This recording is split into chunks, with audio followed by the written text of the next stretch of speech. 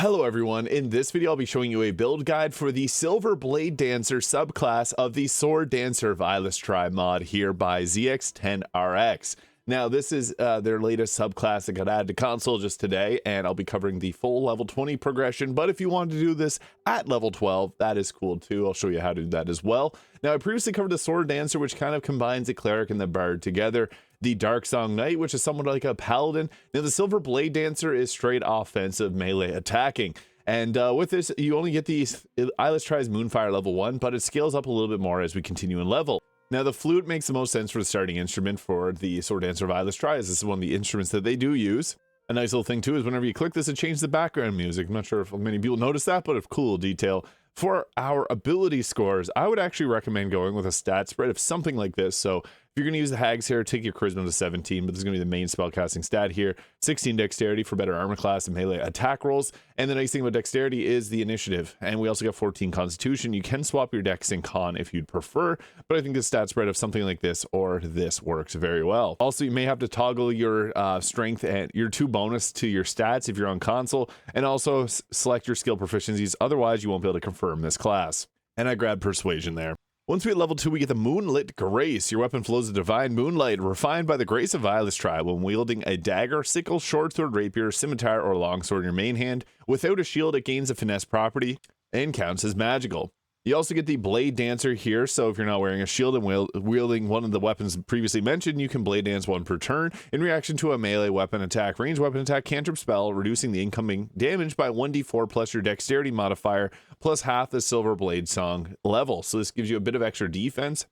You also get a Channel Divinity charge, which can feel your Eilistraee's dance, perform an elegant battle dance until the end of your next turn. You get the benefits of freedom of movement, disengage, advantage on dexterity, saving throws, +2 to AC, and can make a melee weapon attack as a bonus action whenever this you cast this. You also get a fighting style, and I think defense just makes the most sense, increasing armor class by 1. You could go 2 weapon fighting because this actually will work alongside this if you wanted to. So either fighting styles work best. I think defense ends up being a little bit better in most instances. But level 3 gives a subclass feature the tempo. Damage from your Blade Dance abilities gains 1 tempo. Upon reaching 2, you get a cadence, entering a heightened state, allowing powerful finishing moves. Starting at level 13, the Blade Dance abilities will generate 2 tempo. And you also get the tempo resurge. So after using any Blade Dance abilities that consume tempo, your following Blade Dance abilities this turn have an attack roll penalty instead of that have the penalty reduced by 1. So some of the attacks that we do have will have a penalty to their attack roll. This one here has a -4 penalty, so it gets reduced to a -1 there. I think this is a cool way of balancing this. It's the Blade Dance Radiant Bead, so you can do normal slashing damage divided by 3 plus 3 radiant damage. You begin your Blade Song, and I'm assuming that's your subclass level. And Radiant Dash, surging forward in a straight line through multiple enemies, dealing 6 to 8 radiant damage to the chosen target. Your blade strikes like the opening beat of a sacred rhythm. Focused, piercing, and divine. It gives you 1 tempo and it has a -4 to attack rolls. And the Radiant Prelude here, which you thrust through the air. Similar kind of concept there. So yeah, pretty cool. You also get the Encore of Pain. You force your body through the pain, delivering a flawless continuation of your performance until the end of your turn. All Blade Dance abilities gain a +3 to attack rolls based on your charisma modifier. However, your precision comes at a cost. You take damage for each Blade Dance attack you make this turn. It's a pretty cool ability. And you also get to choose 2 different blade dances here. So we got the Area of Blades. This does 1d8 psychic and radiant damage, striking down on all that come close, and deals extra damage with tempo abilities. You also get the Glissade of Moonfrost here, gathering your momentum and stillness. You extend your blades outwards, dealing 3 to 18 cold damage in a wide arc. This will also turn water into ice surfaces. Then we also get the Final Note, doing a 46 psychic damage, and the Luminous Elegy, doing a 3 to 24 radiant damage at a 9-meter line.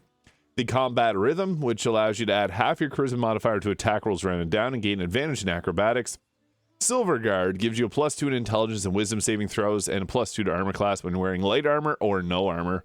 And then the Silvered Blades can conjure a pair of Mind Piercer, Dawn Shard, and Frost Petal Silvered Spectral Blades. These deal an additional 1d4 of psychic, radiant, or cold damage, ignore slashing resistance, and grant a bonus to attack and damage rolls. I like the Luminous Edge and then the Glissade of the Moonfrost, but though the Area of Blades is also kind of fun.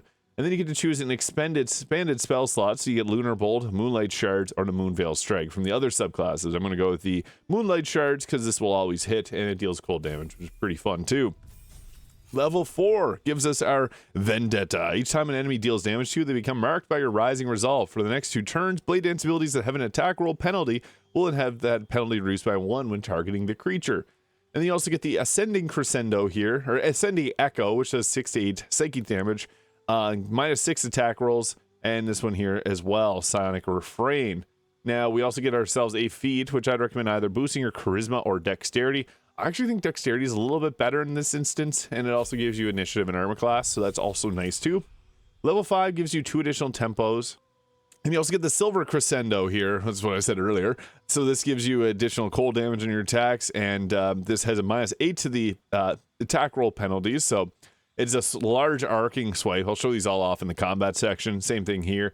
And also we get to choose another Blade Dance.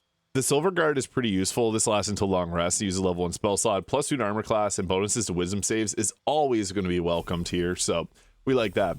Level 6 gives us another choice in our spells here, and you get the shared tempo as a new option. So you can choose an ally, allowing them to act in perfect harmony to your flow, performing a free melee weapon attack or ranged weapon attack, or cast a cantrip without consuming any of their actions. This lasts for 2 turns, uses 4 tempo, and it costs an action. So your choice there, what you think works best. I'm going to grab the final note there as a Blade Song ability.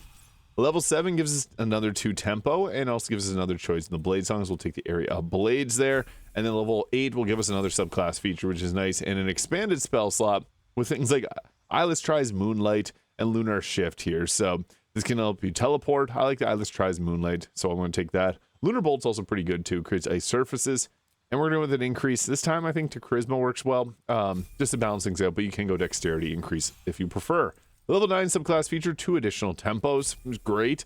And then once we hit ourselves level 10, you get up another level 2 spell slot unlocked. Another choice in one of these options. We'll go with the Combat Rhythm.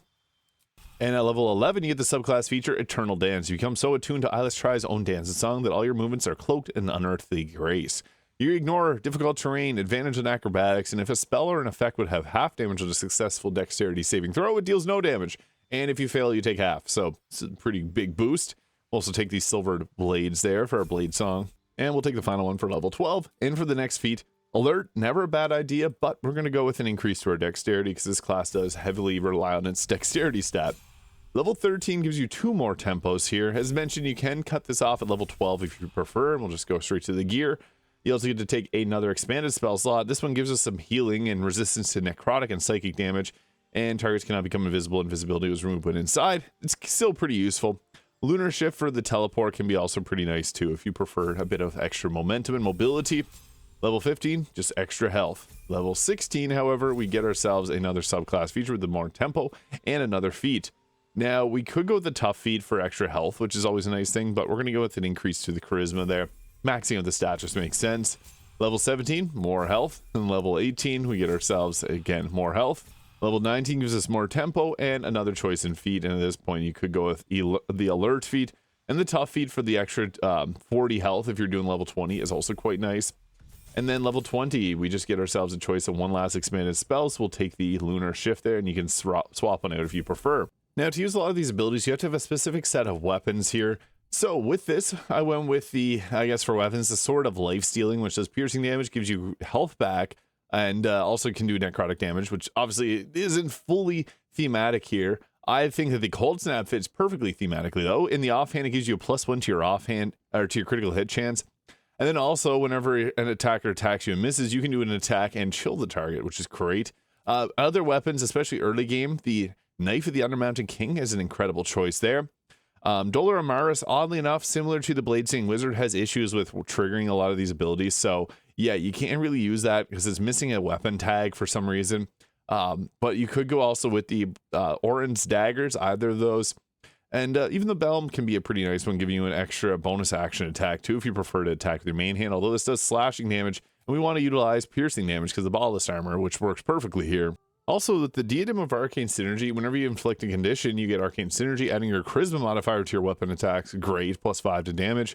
And you can also use the Birthright Hat if you want the +2 to Charisma. We have the Cloak Protection, the Ballast Armor, giving you +2 to Initiative and giving you enemies vulnerability to piercing damage unless they're immune to it. But it also works on immunities, so pretty great. Now, I like the Winter's Clutches here because we're going to do cold damage, but for some reason, Oh, it equipped there. It was oddly enough not working properly. But this will give 2 turns of Encrusted with Frost whenever you attack the target. That can work alongside the Cold Brim hat as well. And I also have the Snowburst ring here too, which will create ice surfaces. And since we have this weapon doing cold damage, and then a lot of these abilities also apply a little bit extra cold damage, a lot of synergy here. So yeah, this works really nicely. And then we also have the Disintegrating Nightwalker so that we don't slip on the ice that we'll be setting up. And then also we got the Ring of Protection and the Gimlet of Greater Health, but you can go with any other rings if you prefer. And also the Hell Rider Longbow for that +3 to our initiative. And you can apply the Moonlit Grace here to make your weapons glow and look pretty fancy, if I do say so myself. Now here with our Eilistraee's Moonfire, it makes your hands glow, which looks really cool here, but we need to go in first and set up our tempo, or use our skills here.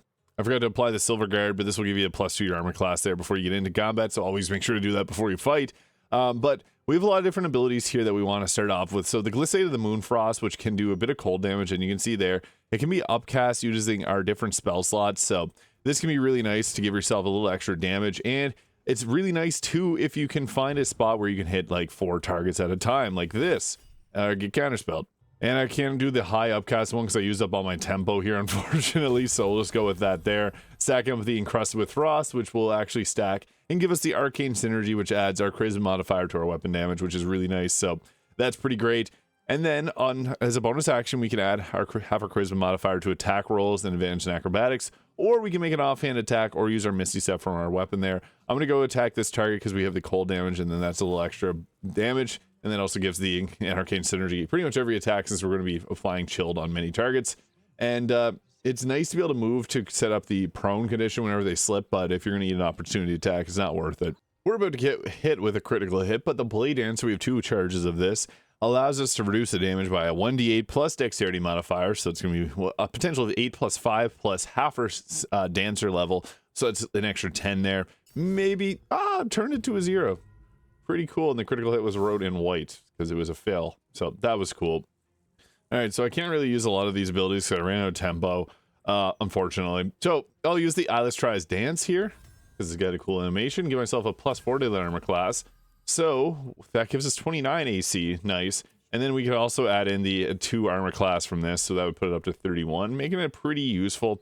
Yeah, we have we have a bonus action attack that we can do. Yeah, we're kind of limited in terms of what we can do because we can't actually do a normal weapon attack, and I can't use any of the abilities, so all I can really do is shoot my bow or summon in new weapons. I guess I'll go with the Silver Blades, so just to showcase this. Upcasting a different spell level will give a different level of damage, 1d4, 1d4, 1d6, or 1d8 with different bonuses to the attack rolls. I'll use the level 3 version of it here because I have a lot of spell slots I can't currently use. And the Frost Petals here, they ignore resistance to slashing damage, although my build's obviously focused around piercing damage. Not very strong, but then I guess we can do 1 offhand attack at this target here, maybe taking them out. Yeah, there we go. It's a little bit of something. Boy, another critical hit. Let's turn that into a fail. Yeah, nice. 0 damage with that. Solid. Now I got a weird thing happening here. Actually, I corrected it. I'll use a combat rhythm here to show the boost to our attack rolls here. Unfortunately, I'm all out of tempo, so I can't really use any of these abilities. Kind of sucks. So I also go with a main hand attack here, try to save Shadowheart. Boom, that was enough to take them out. And great. We'll then go with another attack here. I want to use... Oh, took them out, create another ice surface. So yeah, I'd love to showcase these abilities, but unfortunately missing the first one completely threw me off my rhythm. No pun intended. So out of tempo, out of every resource. So... Fortunately, this results in just melee attacking at this point because we can't really use any of our abilities. We rolled a 41 to hit, though. That was pretty funny. So yeah, we got action attacks, bonus action attacks. Kind of, I guess, something that you can do with this. I really wish I could showcase this class a little bit better, but unfortunately, if you miss your first attack, eat up all your tempo, you're kind of screwed. So at level 13, you do get the 2 tempo per blade song ability, but yeah, can't really use any of them, unfortunately. I guess I can drop down a Moonlit Sanctuary here to give a little bit of healing, so that's at least something. Kind of cool. So holding the concentration there, because there isn't really any other concentrations. Can use the Moonlight Shards, I guess, to attack. Just want to show off anything unique about this class, because unfortunately, again, if you miss your tempo, building attacks... Oh, I could have done something there. There we go, I got the Radiant Beat or the Radiant Prelude here, so I'll use one of these here to give ourselves an attack. Boom, and that was enough. We could have then followed up with an Ascending Echo here.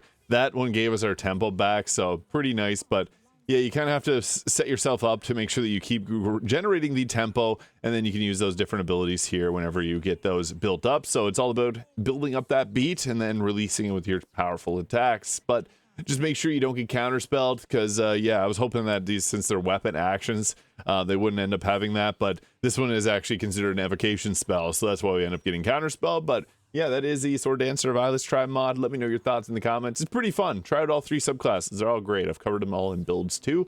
And yeah, let me know your thoughts in the comments. Hit the subscribe button if you haven't already, and I hope you have a great day.